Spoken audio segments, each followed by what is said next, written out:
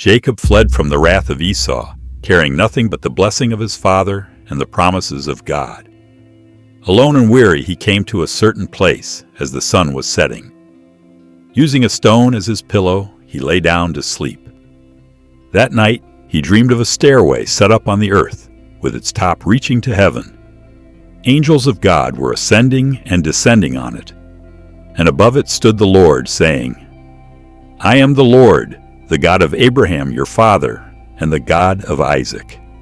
The land on which you lie I will give to you and to your descendants.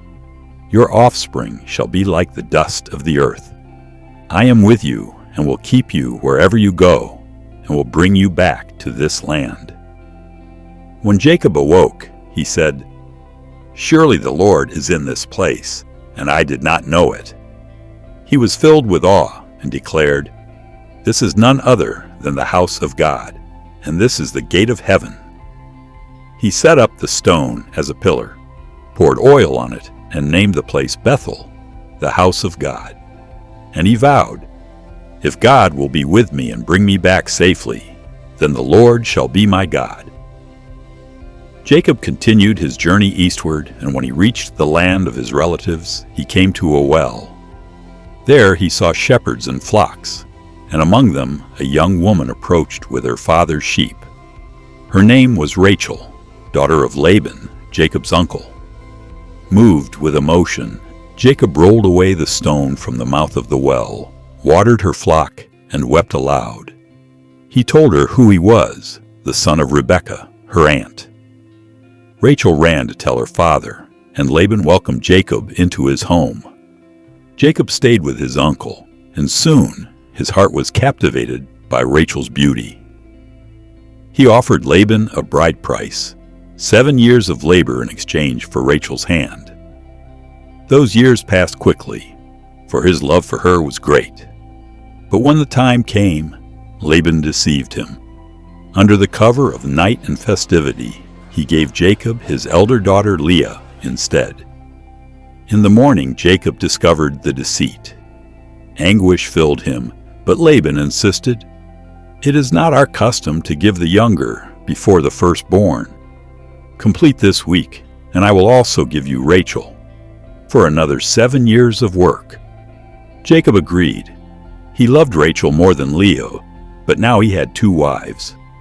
The rivalry between the sisters soon poisoned the household. Leah longed for Jacob's affection, while Rachel envied her sister's children. Their bitterness turned into competition, each seeking to win Jacob's love through the number of sons they could give him. The tents of Jacob were filled with strife. Laughter and cries of newborns mingled with the silent tears of the unloved and the barren. In this struggle, Jacob himself became a witness to how human desires and God's providence intertwined. For even in the midst of jealousy, the family chosen by God was being established. The Lord saw that Leah was unloved, and he opened her womb. She bore Reuben, then Simeon, then Levi, and Judah. Rachel, however, remained barren.